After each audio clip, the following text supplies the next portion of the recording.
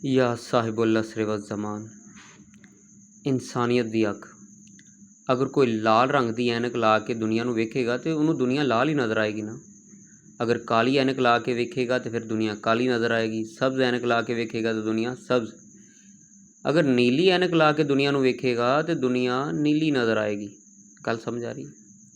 पर जदों कोई बंदा ये ऐनक ला के दुनिया नूं वेखेगा इंसानियत की अख नाल तो फिर दुनिया उवें ही नज़र आएगी जिवें असल दे विच है। जिहड़े कलर है ने उन्होंने उही नज़र आउणगे, क्योंकि हुण वो नीलियां पीलियां कालियां ऐनकां ला चुके हो।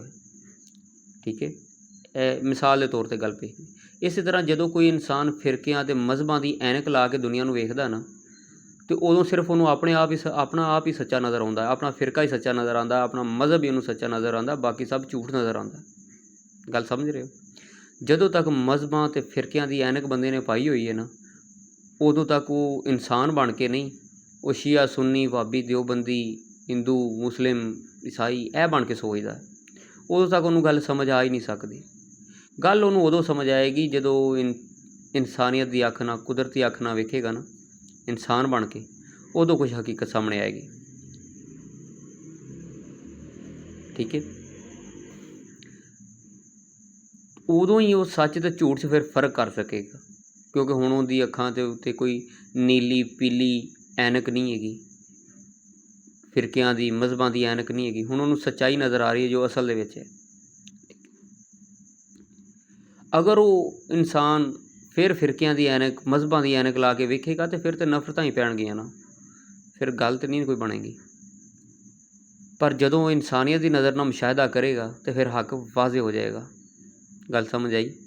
मिसाल तो मेरे को इहो जी सी बस नाकस जी, सिर्फ इस गल च दस्सण दा मकसद ये है कि अगर इंसान वाकई दुनिया का मुशाहिदा करना चाहता है, वेखना चाहता हकीकत कुछ, तो उन्होंने चाहिए है कि जिहड़ियां दुनिया दी ऐनकां लाइयां होईयां ना उन्हें फिरकियां दियां मजहबां दियां, ये ला के ज़रा इंसानियत की अख ना वेखे तो फिर उन्होंने कोई थोड़ी समझ आएगी।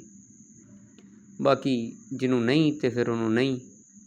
हुब्बे अली रहमतुल्लाह ते बुग़्ज़े अली लानतुल्लाह।